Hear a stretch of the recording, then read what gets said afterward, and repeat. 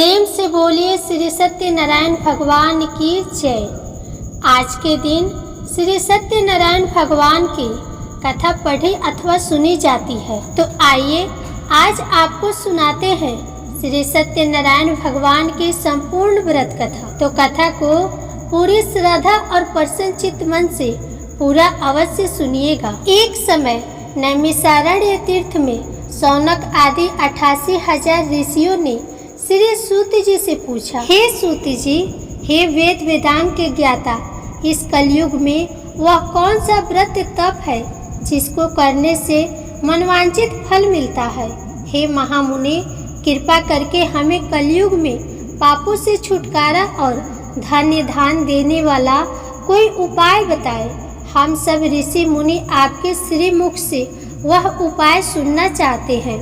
श्री सूत जी बोले, हे मुनि श्रेष्ठ, तुम धन्य हो जिसने प्राणियों के हित के लिए ऐसा उत्तम प्रश्न किया है। एक बार ऐसा ही प्रश्न नारद जी ने भगवान कमलापति से किया था, वही मैं आपको सुनाता हूँ। एक बार नारद जी भ्रमण करते करते पृथ्वी लोक में जा पहुँचे। उनका यह भ्रमण तीनों लोकों के प्राणियों के परोपकार की भावना को लेकर था। पृथ्वी लोक में जाकर उन्होंने देखा कि वहाँ लोग तरह तरह के कष्ट भोग रहे हैं। वे बार बार मृत्यु को प्राप्त होते हैं और हर बार विभिन्न योनियों में जन्म लेकर अपने कर्मों का फल भोगते हैं। उन सभी दुखी प्राणियों को देखकर नारद सोचने लगे कि इनका कष्ट किस प्रकार दूर हो, किस प्रकार इन्हें इन दुखों से मुक्ति मिले। यही सब सोचते सोचते वह विष्णु लोक में आ गए। वहाँ 4 भुजा भगवान विष्णु शेष शैया पर विराजे हुए थे। वे शंख चक्र गदा व कमल अपने हाथों में धारण किए हुए थे। उनके गले में वनमाला पड़ी थी। नारद जी ने मुग्ध भाव से उन्हें देखा, फिर बोले, हे श्री हरि, मन और वाणी से परे हे अनंत शक्तिधारी, मैं आपको प्रणाम करता हूँ। हे प्रभु, आपका न आदि है, न मध्य है और न अंत है। आप इससे सर्वथा मुक्त है।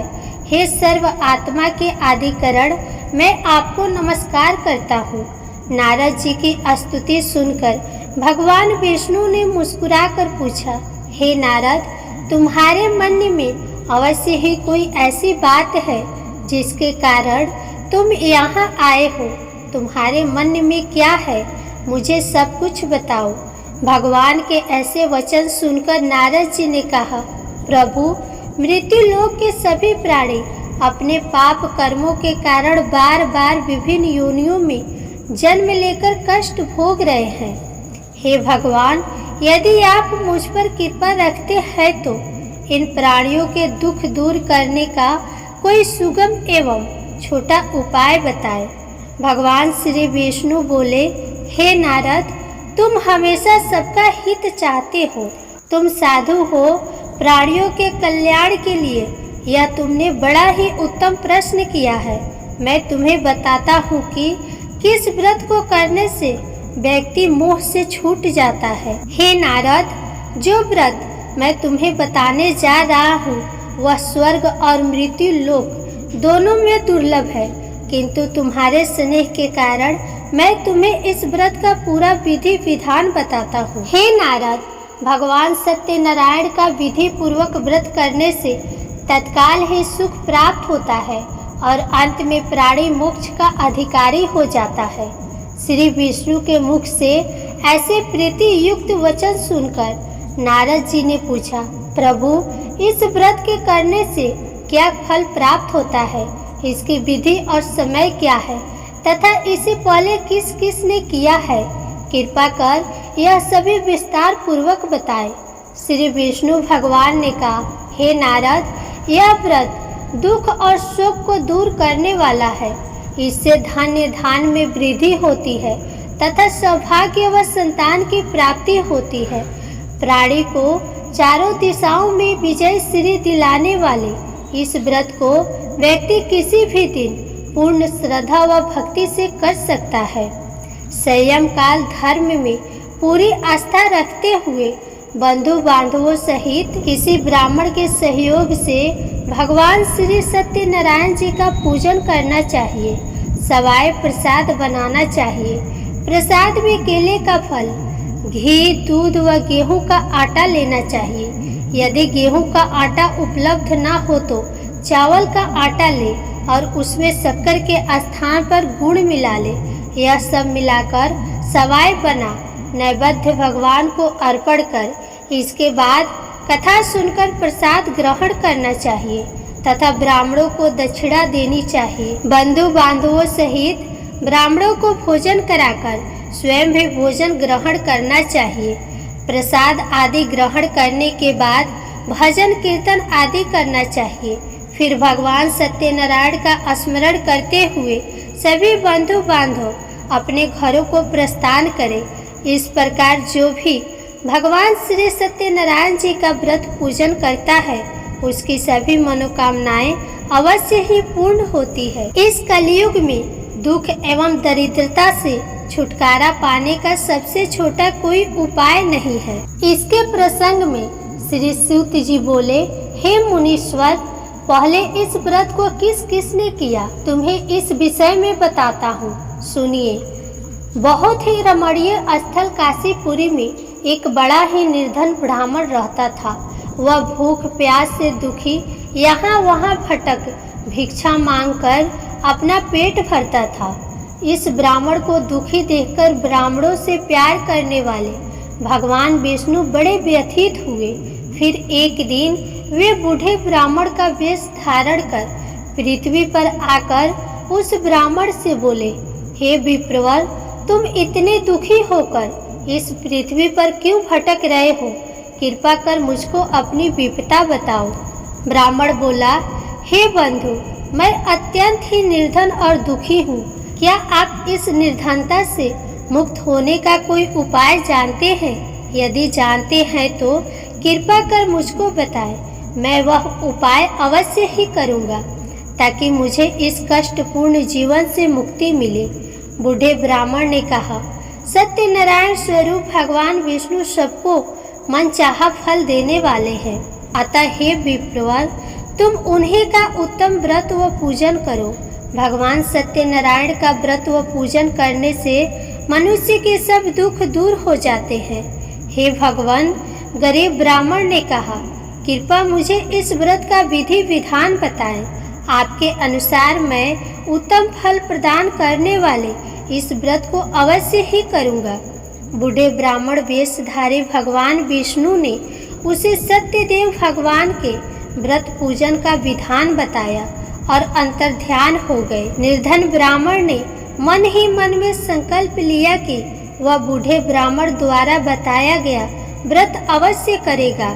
इन्हीं विचारों के कारण उसे रात भर नींद नहीं आई। दूसरे दिन वह इस संकल्प के साथ भिक्षाटन के लिए निकला कि आज जो कुछ भी भिक्षा में मिलेगा उससे मैं सत्यनारायण जी का व्रत पूजन करूंगा। उस दिन उसे भिक्षा में काफी द्रव्य प्राप्त हुआ। उसी से उस ब्राह्मण ने अपनी बंधु बांधवों सहित श्री सत्यनारायण भगवान का व्रत किया। व्रत के प्रभाव और भगवान सत्यदेव की कृपा से वह संपत्तिवान हो गया। तब से उस ब्राह्मण ने प्रति माह व्रत रखना आरंभ कर दिया और अंत में सब पापों से मुक्त हो मोक्ष को प्राप्त हुआ। हे विप्रो, इस प्रकार पृथ्वी पर जो कोई भी श्रद्धा पूर्वक इस व्रत को करेगा उसके सभी दुख दूर होंगे। श्रीमन नारायण जी ने यही वचन नारद जी से कहे थे। अब आप लोग बताइए कि और क्या जानने की इच्छा है। तब ऋषि गणों ने पूछा, हे सूत जी, अब यह बताए कि आगे चलकर ब्राह्मण के बाद किस किस ने इस व्रत को किया, यह जानने की हमारी प्रबल इच्छा है। सूत जी बोले, उस ब्राह्मण से सुनकर आगे यह व्रत किन किन लोगों ने किया यह भी ध्यान पूर्वक सुनो। वह ब्राह्मण धन्य धान से भरपूर होकर एक बार व्रत कर रहा था कि एक लकड़हारा वहां आया। लकड़ी का बोझ बाहर रखकर वह प्यास बुझाने के उद्देश्य से ब्राह्मण के घर में गया। वहां उसने ब्राह्मण को देखा जो अपने बंधु बांधवों सहित भगवान श्री सत्यनारायण का व्रत और पूजन कर रहा था। वह सब देख लकड़हारे को बड़ी उत्सुकता हुई। उसने ब्राह्मण को प्रणाम करके पूछा, हे प्रभु, हे ब्राह्मण देव, आप यह किसका पूजन कर रहे हैं और इस पूजन का क्या फल मिलता है? कृपा कर विस्तार पूर्वक मुझे बताएं।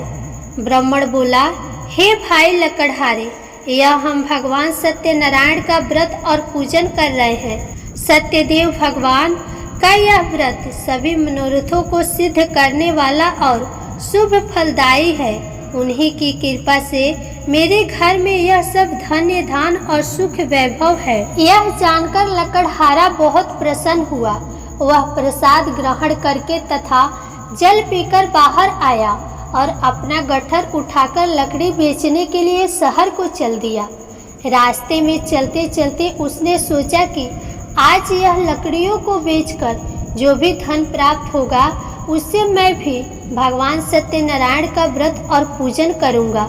यह संकल्प कर वह उसी बस्ती की ओर चल दिया जहां नगर के अमीर लोग रहते थे। भगवान सत्यनारायण की ऐसी कृपा हुई कि उस दिन उसे लकड़ियों के दुगुने दाम प्राप्त हुए। लकड़हारे ने प्रसन्न होकर पके केले, शक्कर, घी, दूध और गेहूं का आटा सवाया बनवाकर खरीद लिया और अपने घर की ओर चल पड़ा। लकड़हारे ने अपने भाई बंधुओं सहित विधि पूर्वक भगवान का पूजन व्रत किया। व्रत के प्रभाव से वह पुत्रवान और धनवान बन गया। फिर इस लोक में चिरकाल तक सुख भोग कर अंत में भगवान सत्यनारायण की कृपा से उनके लोक में चला गया। सूत जी बोले, हे मुनियों, अब मैं इससे आगे की कथा सुनाता हूँ, ध्यान पूर्वक सुनो। पूर्व काल में उल्का मुख नाम का एक बुद्धिमान राजा था। वह बड़ा ही जितेंद्र एवं सत्यवादी था। वह नित्य प्रति मंदिरों आदि में जाकर ब्राह्मणों को दान दक्षिणा देकर प्रसन्न रखता था। उसकी रानी बड़ी पतिव्रता और सुमुखी थी। एक बार वे राजा रानी भद्रशिला नदी के तट पर भगवान सत्यनारायण का व्रत कर रहे थे।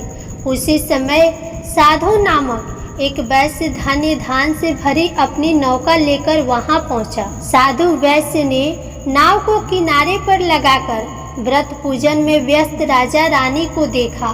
फिर उनके निकट जाकर विनय पूर्वक राजा से बोला, हे राजन, आप इतने भक्ति से यह किस देवता का पूजन कर रहे हैं? कृपा कर यह सब वृतांत मुझे बताएं। राजा उसकी विनय सुनकर बोला, हे वैश्य, हम अपने बंधु बांधवों सहित विष्णु भगवान जैसे तेजस्वी भगवान श्री सत्यनारायण जी का व्रत और पूजन कर रहे हैं। यह सब हम पुत्र आदि की प्राप्ति के लिए कर रहे हैं। राजा की बात सुनकर साधु बोला, महाराज, आप कृपा करके मुझे इस व्रत के संबंध में सारा विधान बताएं ताकि मैं भी यह व्रत करूं। मेरे भी कोई संतान नहीं है। क्या इस व्रत के प्रभाव से मेरे संतान हो जाएगी? अवश्य होगी वैश्य। भगवान सत्यदेव किसी को भी निराश नहीं करते। यह कहकर राजा ने उसे व्रत से संबंधित पूरा विधि विधान बता दिया। सब कुछ जान लेने के बाद वैश्य खुशी खुशी अपने घर चल दिया। घर पहुंचकर उसने अपनी पत्नी लीलावती को सब कुछ बताया। फिर बोला, यदि हमारे घर संतान हुई तो हम भी सत्यनारायण भगवान का व्रत करेंगे। उसकी पत्नी यह सुनकर बहुत प्रसन्न हुई। इस प्रकार दिन गुजरने लगे और कुछ समय बाद लीलावती गर्भवती हो गई। 10वें माह में उसने एक कन्या को जन्म दिया। यह कन्या चंद्र की कला की भांति दिनों दिन बढ़ने लगी। इस कन्या का नाम कलावती रखा गया। एक दिन लीलावती ने अपने पति से कहा, स्वामी, आपने कहा था कि जब हमारे संतान उत्पन्न हो जाएगी तब आप भगवान सत्यनारायण का व्रत व पूजन करेंगे।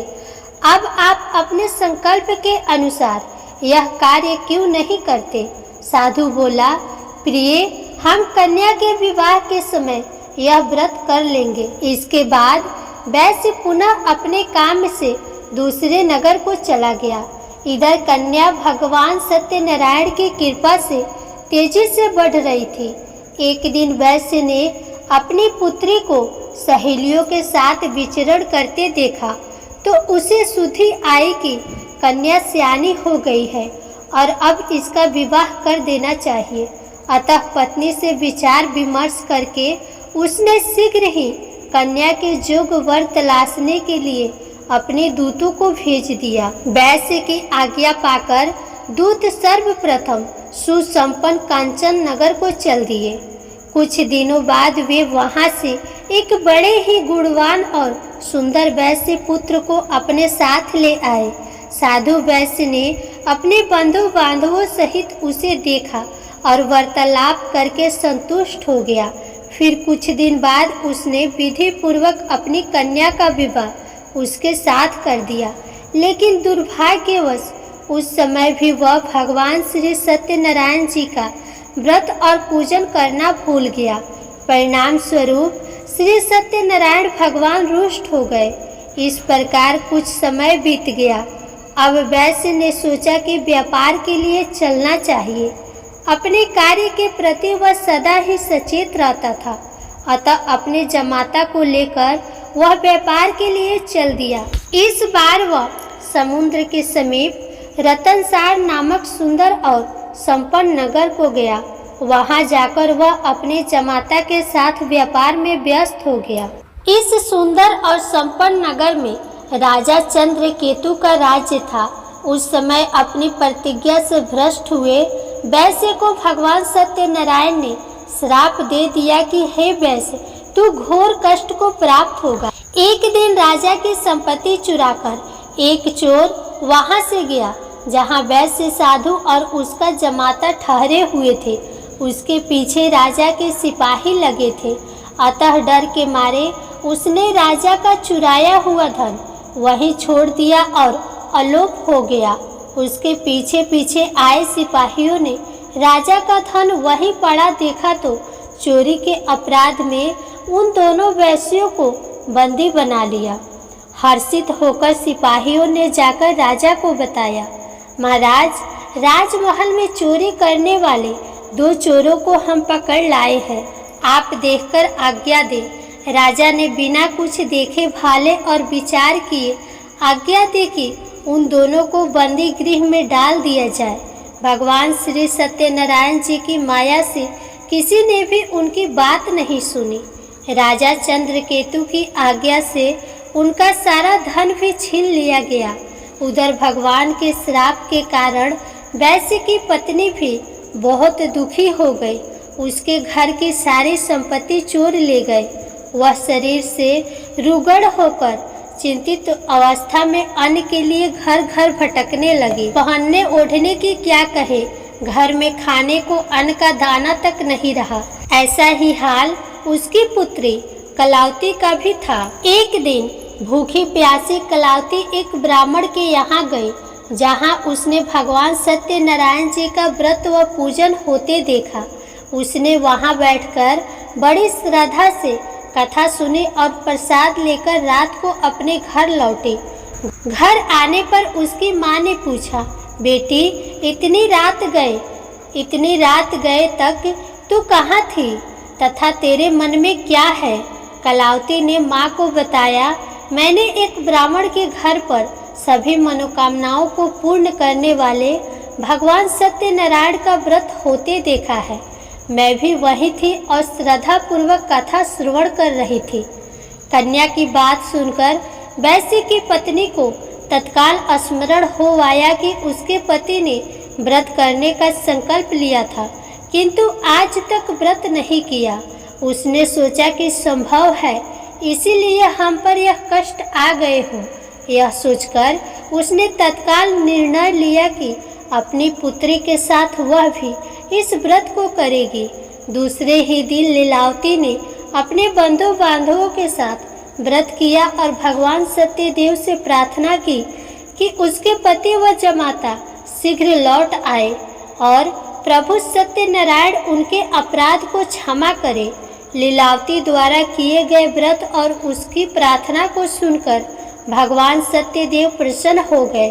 उसी रात उन्होंने स्वप्न में राजा चंद्रकेतु को दर्शन देकर आज्ञा दी कि हे राजा, सवेरा होते ही उन दोनों वैश्यों को मुक्त कर दे तथा उनका छीना हुआ धन भी लौटा दे। यदि ऐसा नहीं करेगा तो मैं धन और पुत्रों सहित तेरे राज्य का नाश कर दूंगा। इतना कहकर भगवान अंतर ध्यान हो गए।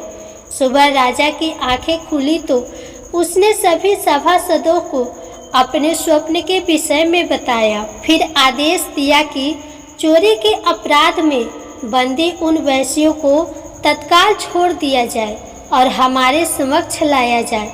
सिपाही आदर सहित उन दोनों को राजा के समक्ष ले आए। दोनों ने नम्रता से राजा को नमस्कार किया। वे डर रहे थे कि राजा न जाने अब क्या आज्ञा दे दे, लेकिन उन्हें देखकर बड़े ही आदर भाव से राजा ने कहा, भगवान ने आपको कष्ट दिया है, किंतु अब डरने की कोई बात नहीं है। यह कहकर राजा ने बेड़ियां कटवाकर उनकी हाजामत वगैरह बनवाई और गहनों वस्त्रों से उन्हें अलंकृत कर उनकी प्रशंसा की। उनका जो धन छीना था उससे दुगुना उन्हें देकर विदा किया। दोनों ने राजा को प्रणाम किया तथा धन लेकर खुशी खुशी अपने घर को चल दिए। सूत जी बोले, इस प्रकार साधु नामक वैश्य मंगल स्मरण करके और ब्राह्मणों को दक्षिणा आदि देकर अपने घर चल दिया। अभी वह कुछ ही दूर चला था कि भगवान सत्यनारायण ने साधु वैश्य को मनोवृत्ति जानने के उद्देश्य से दंडी का वेश धारण कर उससे पूछा, हे वैश्य, तेरी नाव में क्या है? धन के मद में चूर वैश्य ने कहा, हे दंडी स्वामी, क्या तुम्हें मुद्रा चाहिए? मेरी नाव में तो बेल पत्र भरे हैं। वैश्य के ऐसे निष्ठुर वचन सुनकर दंडी वेशधारी भगवान सत्यनारायण ने कहा, हे वैश्य, तुम्हारा कहना सत्य हो। इतना कह दंडी वैश्य के पास से हटकर कुछ दूर समुद्र के किनारे जा बैठ गए। दंडी के जाने के बाद साधु ने महसूस किया कि नाव काफी हल्की हो गई है और कुछ फूली हुई लग रही है। वह बहुत चकित हुआ और कपड़ा हटाकर देखा। धन के स्थान पर बेलपत्र देखकर उसे मूर्छा आ गई। उसके जमाता ने उसे संभाला और जल आदि छिड़क कर होश में लाया। होश में आने पर वह अपने धन के लिए विलाप करने लगा। तब उसके दामाद ने कहा, इस प्रकार शोक क्यों करते हैं? यह उस दंडी स्वामी का श्राप है। वह दंडी सर्वसमर्थ है, इसमें संशय नहीं। उनकी शरण में चलिए, वहां जाने पर ही मनवांचित फल मिलेगा। दामाद का कहना मानकर वैश्य दंडी स्वामी की शरण में गया और प्रणाम कर आदर पूर्वक बोला, हे प्रभु, मैंने जो कुछ भी आपसे कहा था उसके लिए मुझे क्षमा कर दे। ऐसा कहते समय वह महाशोक में व्याकुल हो उठा। वैश्य को रोते देखकर दंडी स्वामी ने कहा, रो मत। सुनो साधु, तुम मेरी पूजा से विमुख हुए हो। हे कुबुद्धि, इसलिए मेरी आज्ञा से ही तू बार बार दुख भोग रहा है। अब वैश्य को सारी बात समझ में आ गई। वह विनती करते हुए बोला, हे प्रभु, आपकी माया को तो ब्रह्मा आदि भी नहीं समझ सके, फिर मैं भला आपकी लीला को कैसे समझ सकता हूँ? ब्रह्मा आदि भी आपके अद्भुत रूप व गुणों को नहीं जानते। मैं माया से भ्रमित मूढ़ बुद्धि आपको कैसे पहचान सकता हूँ? मैं अपनी सामर्थ्य अनुसार आपकी पूजा करूँगा। कृपा प्रसन्न हो। हे प्रभु, मेरा धन जैसा पहले था वैसा ही कर दे। मैं आपकी शरण में हूँ, मेरी रक्षा करे। वैश्य के ऐसे भक्ति युक्त वचनों को सुनकर भगवान सत्यनारायण प्रसन्न हुए और वैश्य को मन चाहा वर देकर अंतर्ध्यान हो गए। तब वैश्य अपनी नाव पर आया तो उसने उसे धन से भरा पाया।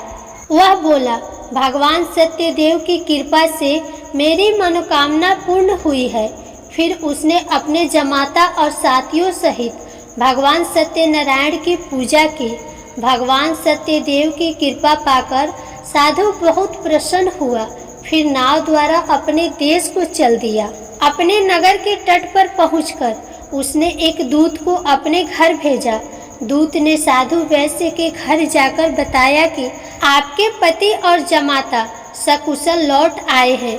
यह जानकर वैश्य की पत्नी लीलावती अति प्रसन्न हुई। उस समय वह अपनी पुत्री के साथ भगवान सत्यनारायण की कथा व पूजन कर रही थी।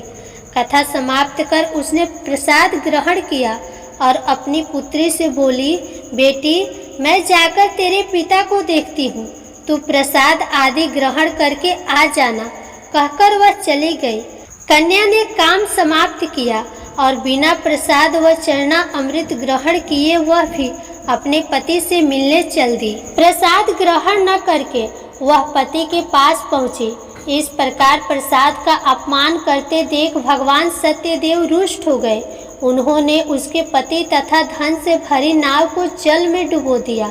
यह देखकर कन्या को बड़ा दुख हुआ और वह चक्कर खाकर भूमि पर गिर पड़ी। नाव को डूबते तथा कन्या को मूर्छित देखकर साधु को बड़ा आश्चर्य हुआ। मल्लाह भी अचरज करने लगे। लीलावती बेटी की ऐसी हालत देखकर बड़ी व्याकुल हुई और अपने पति से बोली, हे स्वामी, नाव सहित जमाता कहाँ और कैसे गायब हो गए? मुझे तो लगता है कि यह अवश्य ही किसी देवता का कोप है। आखिर भगवान सत्यनारायण की लीला को कौन समझ सका है? यह कहकर वह पुत्री के साथ विलाप करने लगी। उसकी पुत्री ने कहा कि वह भी अपने पति के वियोग में यहीं जल समाधि ले लेगी। यह देखकर वैश्य बहुत दुखी हुआ। उसे समझते देर नहीं लगी कि यह सब भगवान सत्यदेव के कुपित हो जाने के कारण हुआ है। पुत्री या पत्नी से अवश्य ही कोई भूल हुई होगी। आखिर उनकी माया को कौन समझ सकता है? मैं स्वयं उनकी माया से मोहित हूँ। उसने उन्हें अपने पास बुलाकर अपनी शंका व्यक्त की और बोला, मैं विधि विधान से भगवान सत्यनारायण का पूजन करूँगा। वे मेरी पुत्री को क्षमा करें। वह बार बार भगवान से क्षमा याचना करने लगा तो भगवान सत्यदेव उस पर प्रसन्न हो गए। तभी भविष्यवाणी हुई, हे साधु, तेरी पुत्री मेरा प्रसाद छोड़कर अपने पति को देखने आई थी। इसी कारण इसका पति नौका सहित अदृश्य हो गया है। यदि यह घर जाकर प्रसाद ग्रहण करके आए तो इसका पति इसे अवश्य ही मिल जाएगा, इसमें कोई संशय नहीं है। वैश्य की पुत्री ने भी यह भविष्यवाणी सुनी। वह तत्काल घर गई और प्रसाद ग्रहण किया। जब कन्या लौटकर आई तो उसका पति सही सलामत वहां उपस्थित था। यह देखकर वह बहुत प्रसन्न हुई और पिता से बोली, हे पिताजी, अब घर को चलिए, अब क्या देर है। हे बेटी, हमें भगवान सत्यदेव का पूजन करना है। कहकर साधु ने सबके साथ मिलकर भगवान सत्यनारायण की कथा व पूजन किया। फिर अपने बंधु बांधवों और जमाता सहित घर गया।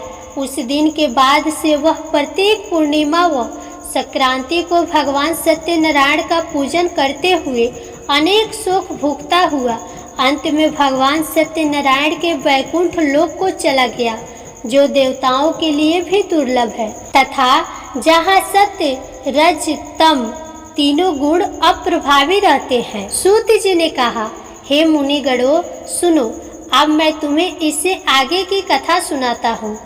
तुंगध्वज नामक एक राजा था जो अपनी प्रजा का संतान की भांति पालन करता था, किंतु भगवान सत्यनारायण का प्रसाद न लेने से उसे भी बहुत दुख उठाने पड़े थे। एक दिन राजा शिकार खेलने के लिए वन में गया, जहां उसने बहुत से जीवों का शिकार किया। वहीं एक वट वृक्ष के नीचे उसने कुछ ग्वालों को भगवान सत्यनारायण का पूजन करते देखा, किंतु गर्व के कारण न तो वह पूजन स्थल तक गया और न ही भगवान को प्रणाम किया। फिर भी गोप ग्वाले प्रसाद लेकर राजा के पास गए। प्रसाद राजा के समीप रखकर वे पूजन स्थल को लौट गए। राजा ने प्रसाद की ओर देखा भी नहीं, जिसके कारण उसे बड़ा ही दुख भोगना पड़ा। उसके 100 पुत्र, धान्य व राज्य सभी कुछ नष्ट हो गए। अतः राजा वहीं पहुंचा जहां भगवान सत्यदेव का पूजन हो रहा था। वहां जाकर राजा ने ग्वाल वालों के संग भगवान सत्यनारायण का पूजन किया और क्षमा याचना की। इससे भगवान सत्यनारायण प्रसन्न हो गए। उनकी कृपा से उसे पुत्र आदि सब कुछ पुनः प्राप्त हो गया। फिर इस जीवन में सुख भोग कर अंत में वह सत्यनारायण भगवान के लोक को चला गया। इस परम दुर्लभ सत्यनारायण व्रत को जो भी धारण करता है और इसकी फलदायी कथा को भक्ति पूर्वक सुनता है, उसे श्री सत्यनारायण की कृपा से भरपूर धन धान आदि प्राप्त होते हैं, दरिद्र धन पाते हैं, बंदी बंधुओं से मुक्त हो जाते हैं, भयग्रस्त का भय मिट जाता है। यह निस्संदेह सत्य है। इस कथा व व्रत के प्रभाव से व्यक्ति जीवन भर सुख भोग कर अंत में सत्य लोक को पाता है। हे विप्रो, यह मैंने सत्यनारायण व्रत की कथा कही। इसके प्रभाव से व्यक्ति सब बंधनों से मुक्त हो जाता है। यह व्रत पूजन कलयुग में विशेष फलदायी है। भगवान सत्यनारायण अलग अलग समय में अलग अलग रूप धारण करके अपने भक्तों को सुख पहुंचाते हैं।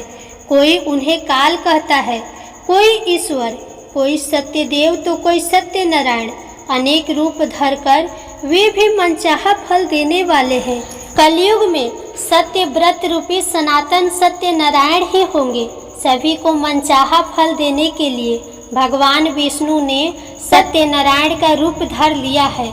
हे मुनिगण, जो इस कथा का नित्य पाठ करेंगे अथवा सुनेंगे, श्री सत्यनारायण की कृपा से उनके समस्त पाप नष्ट हो जाएंगे। सूत जी बोले, हे मुनीश्वरों, जिन्होंने सत्यनारायण का व्रत पहले किया था, उनके अगले जन्म की कथा सुनाता हूँ। सुनो। महान बुद्धिमान शतानंद ब्राह्मण सुदामा हुआ और श्री कृष्ण की आराधना कर मोक्ष को प्राप्त हुआ। लकड़ी बेचने वाला लकड़हारा भील गुहराज बना और श्री राम जी की सेवा कर मोक्ष का अधिकारी हुआ। राजा उल्का मुख महाराज दशरथ हुए और श्री रंगनाथ की पूजा कर वैकुंठवासी हुए। साधु वैश्य सत्य व्रतधारी मोरध्वज राज बना। वह आधा शरीर आरे से चीरकर दान देने के कारण मोक्ष को प्राप्त हुआ। राजा तुंगध्वज स्वयंभू मनु हुए। वे सभी को वैष्णव पथ पर लाकर भगवत बना वैकुंठ को गए। प्रेम से बोले श्री सत्यनारायण भगवान की जय। जय श्री हरि विष्णु।